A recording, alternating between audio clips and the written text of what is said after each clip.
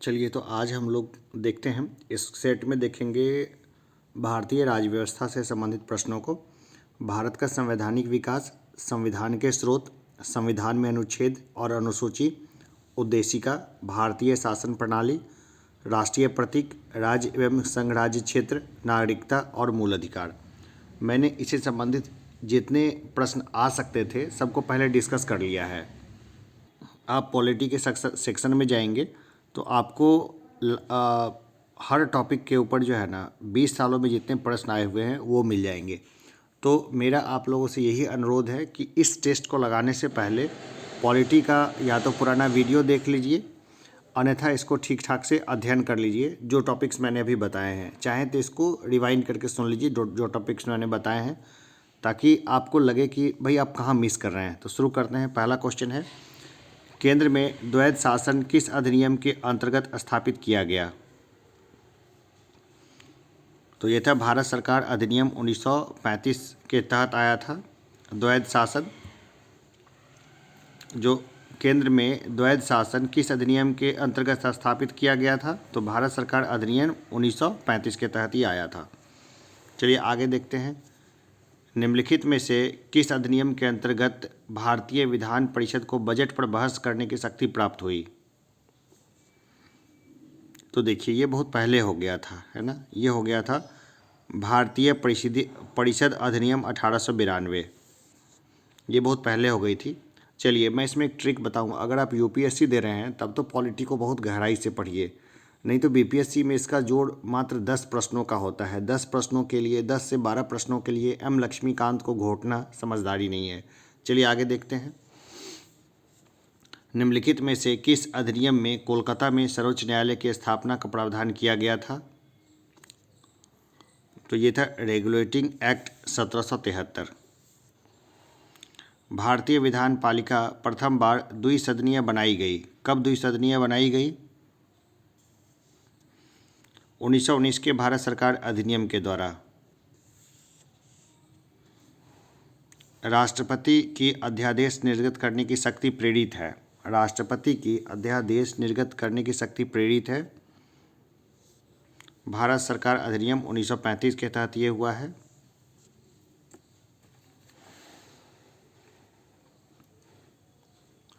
किस अधिनियम ने भारतवासियों को अपने देश के प्रशासन में कुछ हिस्सा लेना संभव बनाया? ये था चार्टर एक्ट 1833। भारत के संविधान में केंद्र और राज्यों के बीच किया गया शक्तियों का विभाजन इनमें से किसमें उल्लिखित योजना पर आधारित है? तो ये भारत सरकार अधिनियम 1935 पर आधारित है। ये अखिल भारतीय महासंघ स्थापित करने का प्रावधान शामिल किया गया था। कब शामिल किया गया था? भारत सरकार अधिनियम 1935 में। निम्नलिखित में से किस एक अधिनियम ने भारत में संघीय शासन की व्यवस्था दी थी? तो ये थी भारत सरकार अधिनियम 1935। आगे देखते हैं। 1935 के अधिनियम द्वारा स्थापित संघ में अवशेष शक्तियाँ किसको दी गई हैं? यानी जो शक्तियाँ केंद्र और राज्य दोनों में बट के रह जाती है तो वो किसको मिलती है? वो मिलती है गवर्नर जनरल को। निम्नलिखित अधिनियमों में से किस अधिनियम के फलस्वरूप बर्मा भारत से अलग हुआ? देखिए गवर्नमेंट ऑफ इंडिया एक्ट 1935 के तहत जो है ना बर्मा को भारत से अलग कर दिया गया था। एक निर्वाचित संविधान सभा द्वारा भारत के संविधान का निर्माण करने का प्रस्ताव किया गया था। कब किया गया था? ये क्रिप्स मिशन के समय में, क्रिप्स मिशन के द्वारा। कैबिनेट मिशन योजना के अंतर्गत संविधान निर्मात्री परिषद में प्रत्येक प्रांत को आवंटित सदस्य संख्या निर्धारित करने के लिए एक प्रतिनिधि कितनी जनसंख्या के अनुपात में था? 10 लाख व्यक्ति पर एक व्यक्ति को निर्वाचित किया गया। भारतीय संविधान सभा का गठन किया गया था। कब किया गया था? कैबिनेट मिशन योजना 1946 के अंतर्गत ये किया गया था। 1946 में निर्मित अंतरिम सरकार में कार्यपालिका परिषद के उप सभापति थे, तो ये थे जवाहरलाल नेहरू। निम्नलिखित में से कौन अगस्त 1946 ईस्वी में गठित प्रथम अंतरिम राष्ट्रीय सरकार का सदस्य नहीं था? देखिए, डॉक्टर एस राधाकृष्णन ये नहीं थे, ये तो बहुत बाद में आए। भारत के लिए संविधान की रचना हेतु संविधान सभा का विचार निम्नलिखित में से सर्वप्रथम किसने प्रस्तुत किया था? स्वराज पार्टी ने 1934 में प्रस्तुत किया था। भारत के संविधान का प्रारूप तैयार करने वाली संविधान सभा के सदस्यों को विभिन्न प्रांतों की विधानसभाओं द्वारा चुना गया था। संविधान सभा में सदस्यों का चुनाव कैसे हुआ था? प्रांतीय सभाओं द्वारा हुआ था। संविधान सभा के चुने हुए अस्थायी अध्यक्ष कौन थे? तो देखिए, डॉक्टर राजेंद्र प्रसाद थे ये, ठीक है, ये डॉक्टर राजेंद्र प्रसाद थे। भारत की संविधान निर्मात्री सभा के अध्यक्ष कौन थे? भारत की संविधान निर्मात्री सभा के अध्यक्ष कौन थे? ये डॉक्टर राजेंद्र प्रसाद थे। स्वतंत्र भारत की संविधान सभा के अध्यक्ष कौन थे? डॉक्टर राजेंद्र प्रसाद। भारतीय संविधान सभा की स्थापना की गई थी 9 दिसंबर 1946 को ये की गई थी। भारत की संविधान सभा का प्रथम अधिवेशन कब शुरू हुआ था? 9 दिसंबर 1946 को शुरू हुआ था। संविधान सभा की प्रथम बैठक की अध्यक्षता किसने की थी? डॉक्टर सच्चिदानंद सिन्हा ने की थी। भारत को एक संविधान देने का प्रस्ताव संविधान सभा द्वारा पारित किया गया था 22 जनवरी 1947 को।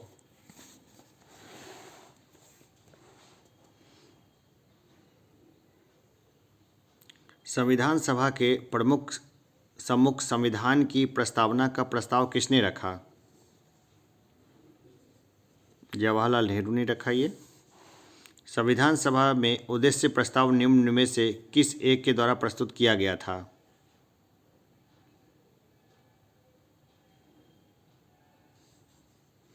पंडित जवाहरलाल नेहरू के द्वारा। भारतीय संविधान को बनाने हेतु भारतीय संविधान सभा के कुल कितने अधिवेशन हुए थे? 12 अधिवेशन हुए थे। ये सब ट्रिकी क्वेश्चंस हैं, बहुत बार ध्यान नहीं रहते, इसको अच्छे से देखना जरूरी है। भारत के संविधान के निर्माण में संविधान सभा को कितना समय लगा? 2 वर्ष 11 माह 18 दिन। निम्नलिखित में से संविधान सभा की संघ संविधान समिति का अध्यक्ष कौन था?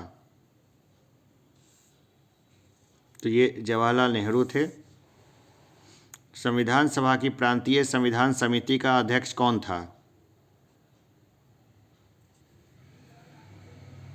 सरदार वल्लभ भाई पटेल। भारतीय संविधान सभा की प्रारूप समिति का अध्यक्ष कौन था? डॉक्टर भीमराव अंबेडकर थे वो। Doctor B R. अंबेडकर की अध्यक्षता में संविधान सभा की प्रारूप समिति में कितने अन्य सदस्य थे?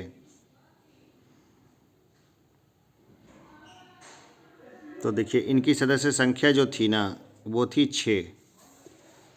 संविधान पांडुलेखन समिति का निम्न में से कौन सदस्य नहीं था? जवाहरलाल नेहरू नहीं थे, ठीक है ना, बाकी सब लोग थे, लेकिन काम असल में किया था डॉक्टर भीमराव अंबेडकर ने ही। संविधान सभा ने डॉक्टर बी.आर. अंबेडकर की अध्यक्षता में प्रारूप समिति का गठन कब किया? 29 अगस्त 1947 को। 29 अगस्त 1947 को किया था। चलिए आगे बढ़ते हैं। भारतीय संविधान के निर्माण के समय संविधान सलाहकार कौन थे?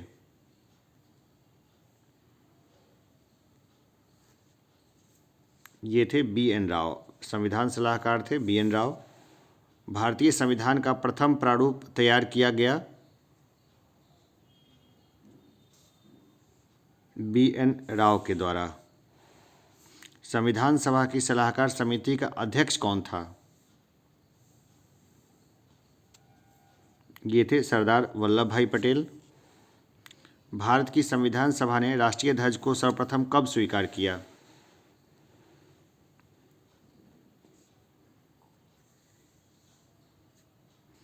22 जुलाई 1947 को स्वीकार कर लिया था। संविधान निर्मात्री परिषद की झंडा समिति के अध्यक्ष कौन थे? ये थे डॉक्टर राजेंद्र प्रसाद। भारतीय संविधान को संविधान सभा द्वारा अंगीकृत किया गया 26 नवंबर 1949 को। भारत का संविधान किस तिथि को अपनाया गया? 26 नवंबर 1949 को अपनाया गया। भारतीय संविधान कब लागू हुआ? 26 जनवरी 1950 को लागू हुआ। भारतीय संविधान को अपनाया गया था, भाई उस समय कैसे अपनाया गया था उनको? तो वो संविधान सभा के द्वारा। उस समय संविधान सभा ही थी, संसद तो बनी ही नहीं थी, तो संविधान सभा ही बाद में अंतरिम संसद के रूप में कन्वर्ट हो गई थी। भारतीय संविधान को 26 नवंबर 1949 को किसके द्वारा अधिनियमित किया गया था? संविधान सभा द्वारा अधिनियमित किया गया था। BR अम्बेडकर का संविधान सभा में निर्वाचन हुआ था। देखिए, बम्बई प्रेसिडेंसी से उस समय निर्वाचन हुआ था। किस वर्ष में जनगण मन को भारत के राष्ट्रगान के रूप में अपनाया गया? 1950 में जनगण मन को भारत के राष्ट्रगान के रूप में अपनाया गया। भारत शासन द्वारा राजकीय चिन्ह स्टेट एम्बलम कब से अंगीकृत किया गया था? 26 जनवरी 1950 से। संविधान सभा में वयस्क मताधिकार को 15 वर्ष के लिए स्थगित करने की बात की थी। किसने की थी ये बात? ये की थी मौलाना अबुल कलाम आज़ाद ने। निम्नलिखित में से किसने सुझाव दिया था कि भारत की स्वतंत्रता के बाद भारतीय राष्ट्रीय कांग्रेस को एक राजनीतिक दल के रूप में भंग कर दिया जाना चाहिए? तो ये बोला था महात्मा गांधी ने। अपने राष्ट्रवादी प्रतिक्रिया में भारतीय संविधान के निर्माताओं में अल्पसंख्यकों के हितों तथा भावनाओं के महत्व को कम करके आंका है, यह कथन है। तो यह कथन है आइवर जेनिंग्स का। आइवर जेनिंग्स के अनुसार से ये है कि भाई संविधान निर्माताओं ने ना अल्पसंख्यकों का प्रॉपर ध्यान नहीं रखा। चलिए आगे देखते हैं। भारत में न्यायिक पुनरीक्षण यानी जुडिशियल रिव्यू की संकल्पना निम्नांकित देश के संविधान से ली गई है। कहाँ से ली गई है? संयुक्त राज्य अमेरिका के संविधान से ली गई है। भारत की संघात्मक व्यवस्था निम्नलिखित में से किस देश से संबंधित है?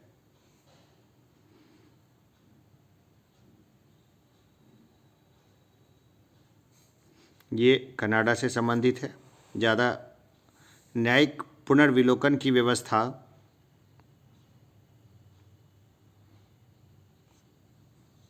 भारत और USA में है।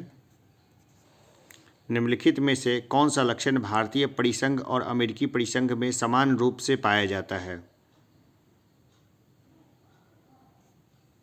तो देखिए, संविधान के निर्वाचन के लिए परिसंघीय उच्चतम न्यायालय, ये है संविधान के निर्वाचन के लिए परिसंघीय उच्चतम न्यायालय।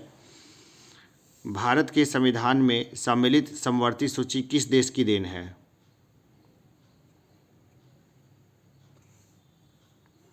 ये ऑस्ट्रेलिया की देन है। भारत ने समवर्ती सूची की संकल्पना उद्धृत की है ऑस्ट्रेलिया के संविधान से। भारतीय संविधान में राज्य के नीति निर्देशक तत्वों की संकल्पना किस देश के संविधान पर आधारित है?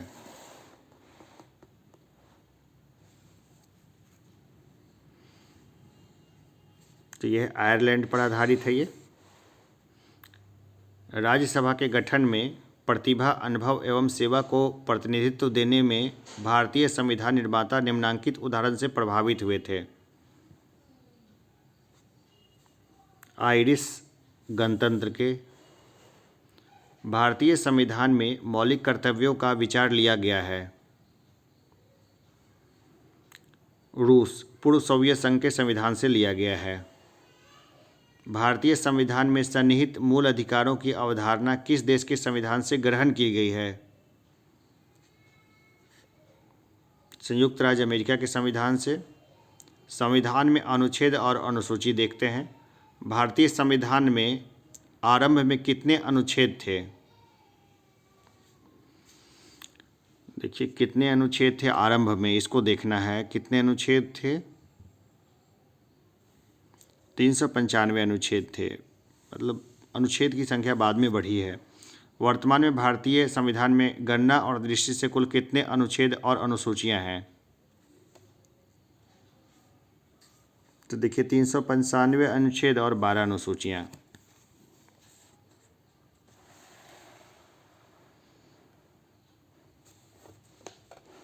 भारतीय संविधान को कितने भागों में विभाजित किया गया है? 22 भागों में। भारतीय संविधान का कौन सा भाग और अध्याय संघ और राज्यों के बीच विधायी संबंध के बारे में है? भाग 11 और अध्याय 1। भारतीय संविधान की निम्न दी गई अनुसूचियों में से कौन सी राज्य के नामों की सूची तथा उनके राज्य क्षेत्रों का ब्यौरा देती है? तो यह है पहली। यदि भारत संघ को एक नए राज्य का सृजन करना हो तो संविधान की निम्नलिखित अनुसूचियों में से किस एक को अवश्य संशोधित किया जाना चाहिए?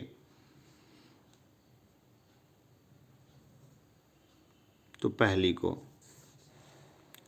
भारतीय संविधान में कुल कितनी अनुसूचियां हैं? तो देखिए 12 तो अनुसूचियां हैं, 22 भाग हैं। राज्य भूमि सुधार अधिनियमों को संवैधानिक सुरक्षा प्रदान करने हेतु सम्मिलित किया गया है। 9वीं अनुसूची में।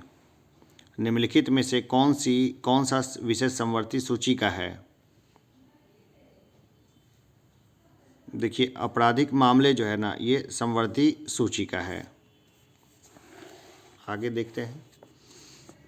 निम्नलिखित में से कौन सी मद भारत के संविधान की समवर्ती सूची में है? समवर्ती सूची में कौन सा है इसमें से? आप इसको देखिए एक बार तो। जनसंख्या नियंत्रण और परिवार नियोजन, ये दोनों में ही है, यानी कि राज्य भी और केंद्र दोनों इस पे कानून बना सकती है। अभी यूपी सरकार ने हाल फिलहाल बनाया है ना कानून, और केंद्र सरकार इसको लेकर के काफ़ी ज़्यादा रहती है एक्टिव, तो ये दोनों ही इसमें शामिल है। निम्नलिखित में से कौन सा विषय समवर्ती सूची में है? देखिए शिक्षा समवर्ती सूची में है। शिक्षा जो प्रारंभ में राज्य सूची का विषय था उसे समवर्ती सूची में स्थानांतरित किया गया। कब किया गया उसको और कैसे किया गया? तो 42वें संविधान संशोधन के द्वारा जो है उसको राज्य सूची का विषय था उसे समवर्ती सूची में डाल दिया गया। भारत के संविधान की निम्नलिखित में से कौन सी एक अनुसूची में दल बदल विरोधी कानून विषयक प्रावधान है? 10वीं अनुसूची में है। भारतीय संविधान की 10वीं अनुसूची का संबंध है, अभी अभी हमने देखा है किससे संबंध है? दल बदल विरोधी कानून से।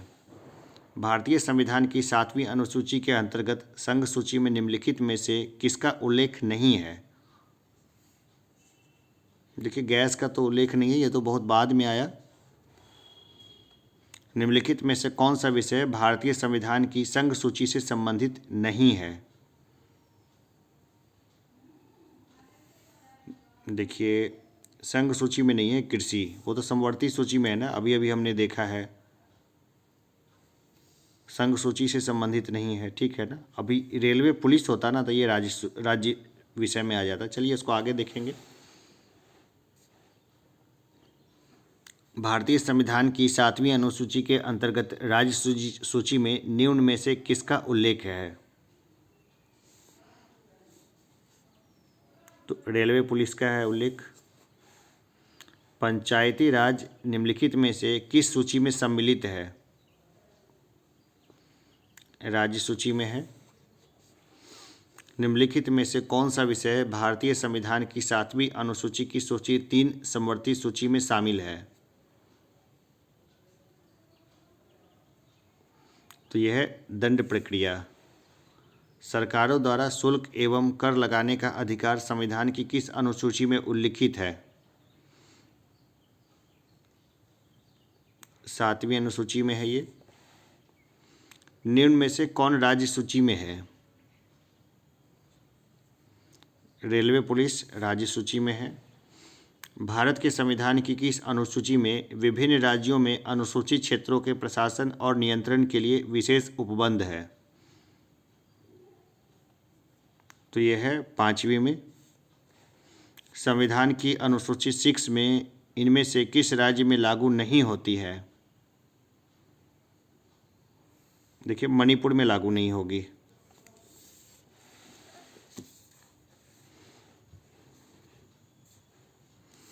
पंचायतों को संवैधानिक दर्जा प्रदान किया गया है किस अनुच्छेद के द्वारा?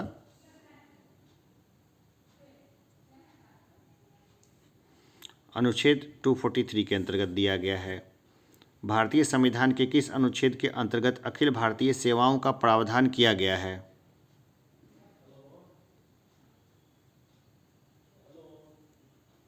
अनुच्छेद 312 में। अब उद्देशिका से संबंधित प्रश्नों को देखते हैं।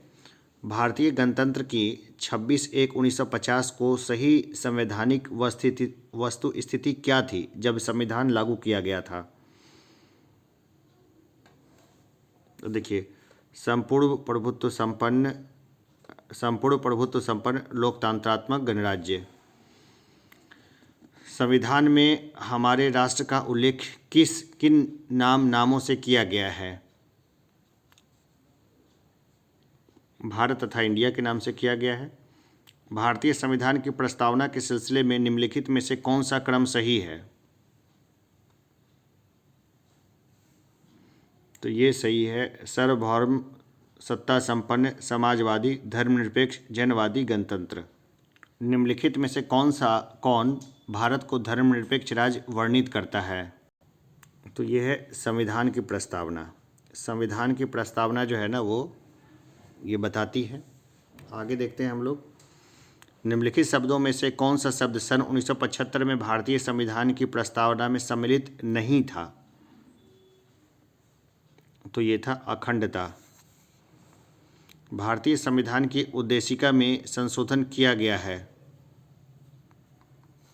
42वें संशोधन के द्वारा। समाजवादी तथा धर्मनिरपेक्ष शब्द संविधान की प्रस्तावना में सम्मिलित किए गए थे 42वें संशोधन द्वारा। भारतीय संविधान की प्रस्तावना में पंथ निरपेक्ष शब्द जोड़ा गया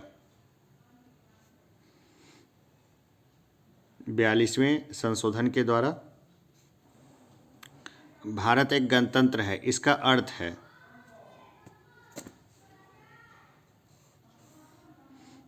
भारत में वंशानुगत शासन नहीं है। भारत में लौकिक सार्वभौमिकता है क्योंकि संविधान की प्रस्तावना प्रारंभ होती है हम भारत के लोग शब्दों से।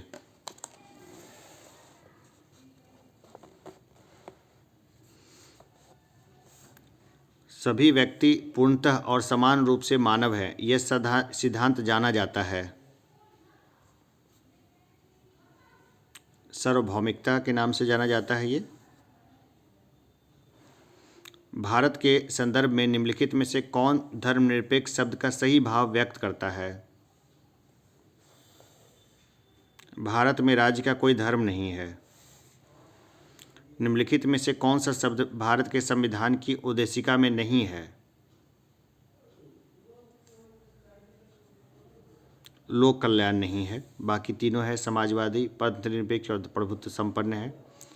भारतीय संविधान की प्रस्तावना में निम्नलिखित में से किस स्वतंत्रता का वर्णन नहीं है? आर्थिक स्वतंत्रता का कहीं वर्णन नहीं है। भारतीय संविधान का कौन सा भाग संविधान की आत्मा कहलाता है? उद्देशिका। प्रियम्बल। निम्नलिखित में से किस वाद में उच्चतम न्यायालय ने धारणा प्रस्तुत की कि उद्देशिका संविधान का भाग है? मुंबई बनाम यूनियन ऑफ इंडिया में बोला था।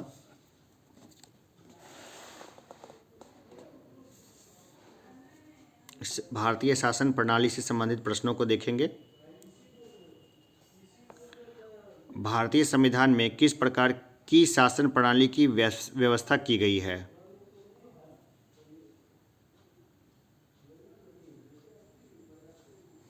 तो ये संसदात्मक शासन प्रणाली है। संसदात्मक शासन प्रणाली में विधायिका का कार्यपालिका पर नियंत्रण होता है। राष्ट्रपति पद्धति में समस्त कार्यपालिका की शक्तियां निहित होती है। राष्ट्रपति में होती है। निम्नलिखित में से कौन सी विशेषता भारतीय राजतंत्र की नहीं है? राजतंत्र तो होगा ही नहीं, प्रजातंत्र होगा। भारतीय प्रजातंत्र की नहीं है ना, ये प्रजातंत्र होगा, प्रजातंत्र की नहीं है।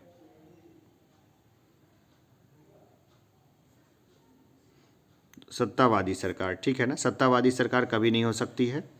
भारत में राजनीतिक सत्ता का प्रमुख स्रोत कौन है?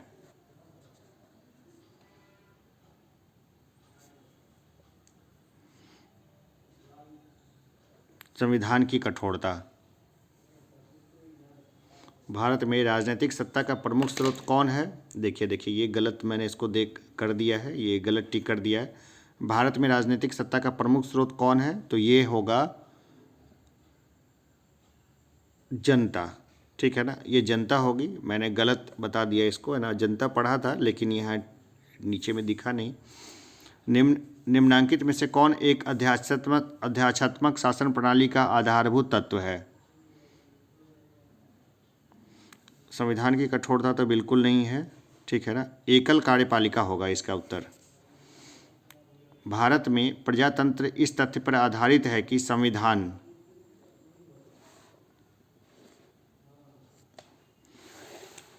जो है वो जनता को सरकारों को चुनने तथा बदलने का अधिकार प्राप्त है। निम्नलिखित में से किनसे भी निर्धारित होता है कि भारत का संविधान परिसंघीय है? केंद्र और राज्यों के बीच शक्तियों का वितरण। भारत की संसदीय शासन प्रणाली एवं ब्रिटेन की संसदीय शासन प्रणाली में अंतर का बिंदु निम्नलिखित में से कौन सा है? न्यायिक समीक्षा है ये। भारतीय संविधान के वृहत होने के कारण है। यह संघ तथा राज्य सरकारों का संविधान है। भारतीय संघवाद को सहकारी संघवाद किसने कहा है? जी ऑस्टिन ने। किसने कहा था कि भारत अर्धसंघात्मक राज्य है? ये केसी फियर ने कहा था। ये भारतीय संविधान अधिक कठोर तथा अधिक लचीले के मध्य एक अच्छा संतुलन स्थापित करता है, यह कथन किसका है?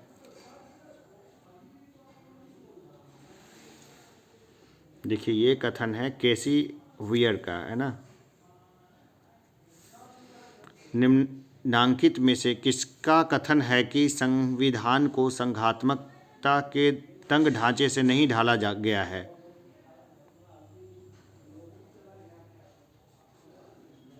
बी.आर. अम्बेडकर ने कहा था। भारतीय राजनीतिक पद्धति के बारे में निम्न में से कौन सही नहीं है?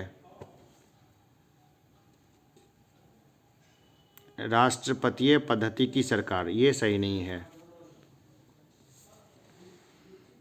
गणतंत्रीय अवधारणा से संबंधित निम्नांकित में से कौन एक नहीं है? सर्वोच्च शक्ति एक राजा के समान एक ही व्यक्ति में निहित हो।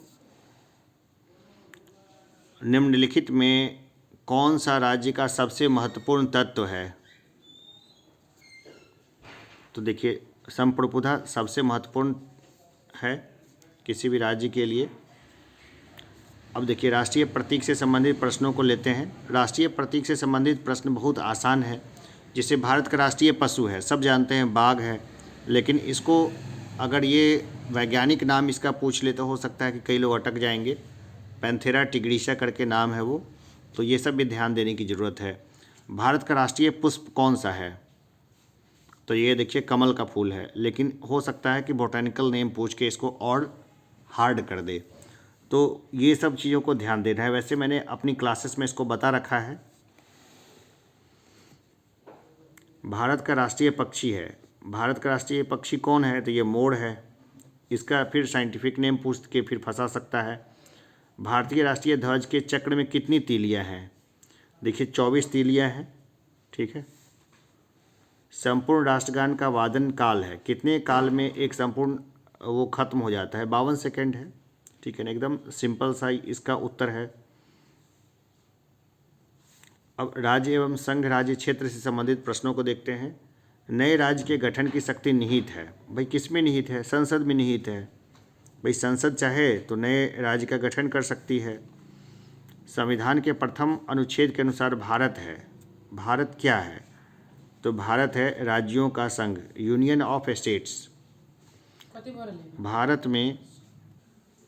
भारत में संघ राज्यों का प्रशासन होता है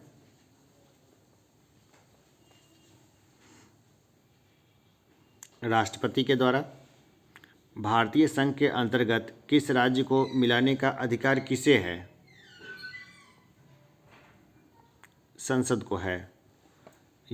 यदि भारतीय संघ में एक नए राज्य का सृजन किया जाना है तो संविधान की किस अनुसूची में संशोधन करना आवश्यक होगा? देखिए संविधान का जो प्रथम अनुसूची है ना, उसी में इन सब के बारे में पूछा गया है, इन सब के बारे में जानकारी है। तो संशोधन किस में किया जाएगा? किस में संशोधन किया जाएगा? बिल्कुल बढ़िया, प्रथम अनुसूची में इसमें संशोधन किया जाएगा। भारत में कितने संघ शासित प्रदेश हैं?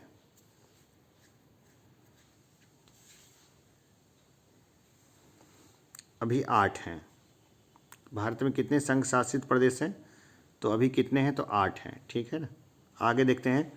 लोकसभा में केंद्र शासित प्रदेशों के लिए कितनी सीटें आरक्षित हैं?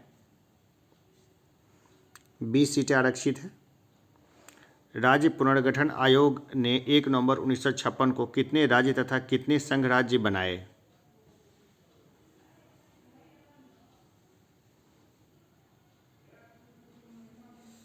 14 राज्य एवं 6 संघ राज्य बनाए। भारत में कितने राज्य एवं संघीय प्रदेश हैं?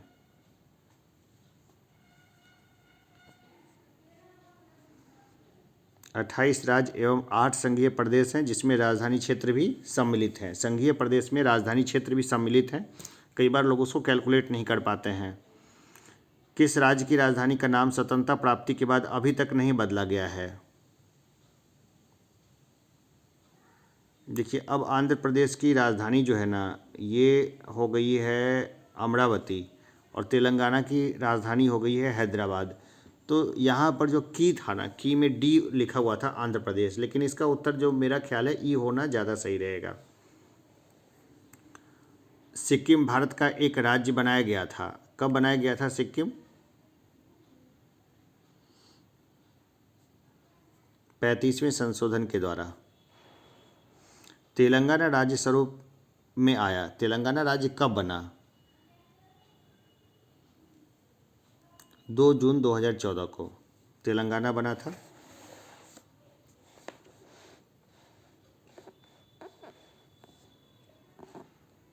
भाषा के आधार पर राज्यों के गठन हेतु राज्य पुनर्गठन आयोग की स्थापना कब की गई थी? 1953 में ही कर दी गई थी। मेरा ख्याल था कि 1950 के दशक में हुई थी, और उसी के आसपास ये सारा चीज़ हुआ था। तो देखिए इसका जो है ना गठन जो है वो कर दिया गया था 1953 में ही। भाषाई आधार पर राज्यों का पुनर्गठन कब किया गया था? देखिए रिपीट कर दिया लगता है क्वेश्चन। 1956 में भाषा के आधार पर राज्यों के गठन हेतु राज्य पुनर्गठन आयोग की स्थापना की गई थी 1953 में। और भाषाई आधार पर राज्यों का पुनर्गठन कब किया गया था? तो ये किया गया था 1956 में। ठीक है ना, दोनों अलग अलग प्रश्न है। भाषाई आधार पर सर्वप्रथम किस राज्य का गठन किया गया? आंध्र प्रदेश का गठन किया गया था जब श्री राम लुल्लू की डेथ हो गई थी हंगर स्ट्राइक के बाद। इसके बाद हंगामा मच गया था काफ़ी। आंध्र प्रदेश एक भाषाई राज्य के रूप में कब गठित किया गया? 1953 में। 1953 में इसको गठित किया गया। वैसे पंडित नेहरू खिलाफ थे भाषाई आधार पर, लेकिन फिर चीज़ें बदल गई। भारत में राज्य पुनर्गठन आयोग की संस्तुति के आधार पर राज्यों का पुनर्गठन किस वर्ष किया गया? 1956 में। नागरिकता से संबंधित कुछ प्रश्नों को देखेंगे कि भारतीय नागरिकता नहीं प्राप्त की जा सकती है। कैसे नहीं प्राप्त की जा सकती है? तो भारतीय बैंक में धन जमा करके नहीं प्राप्त की जा सकती है। किस देश में दोहरी नागरिकता पॉलिसी ऑफ ड्यूअल सिटीजनशिप का सिद्धांत स्वीकार किया गया है? संयुक्त राज्य अमेरिका में। मूल अधिकार से संबंधित प्रश्नों को देखेंगे। निम्नलिखित में से किसको संविधान द्वारा मौलिक अधिकारों को लागू करने की शक्ति दी गई है?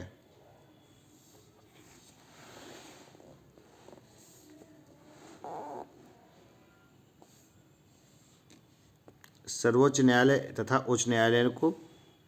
मौलिक अधिकार जो है उसके बारे में देखिए, जो कथन है इसमें से कौन से सही होंगे? देखिए, आपातकालीन स्थिति में निलंबित किए जा सकते हैं। भारतीय संविधान के निम्नलिखित अनुच्छेदों में से कौन विधायन सत्ता का पूर्ण नियंत्रण लगाता है? ये लगाता है अनुच्छेद 14। भारतीय संविधान का कौन सा अनुच्छेद संवैधानिक प्रावधानों को संघीय संसद राज्य विधान पालिकाओं द्वारा बनाए गए नियम कानूनों पर प्राथमिकता प्रदान करता है? ये करता है अनुच्छेद 13। धर्म आदि के आधार पर विभेद का प्रतिषेध भारत के संविधान का अनुच्छेद 15 एक मूल अधिकार है जिसे इसके अधीन वर्गीकृत किया जाएगा। समता का अधिकार पर है ना, समता का अधिकार है इसमें। भारतीय संविधान में समता का अधिकार 5 अनुच्छेदों द्वारा प्रदान किया गया है। ये हैं अनुच्छेद 14 से लेकर अनुच्छेद 18 तक। ठीक है ना, यही 150 प्रश्न हैं। तो अभी और भी क्वेश्चंस मैं करा दूंगा। पॉलिटी के लगभग मैंने अच्छे तरीके से एनसीईआरटी का बुक भी ख़त्म किया है पॉलिटी से संबंधित। सबको कोशिश करूंगा कि एक साथ सबको कर दूं। बाकी है बस प्रश्नों को करते रहिए लगातार और यहीं से सफलता मिलेगी। तो इसी तरह पॉलिटी के जितने क्वेश्चंस आ सकते हैं उसको मैं यहीं करा दूंगा। बस इसमें करंट का जो कुछ पोर्शन है वो छूट जाएगा पॉलिटी का, वो 1-2 मार्क्स का ही होगा, इतना तो रिस्क लिया जा सकता है। तो चलिए अभी के लिए इतना ही, फिर मिलते हैं अगले सेशन में। तब तक के लिए धन्यवाद।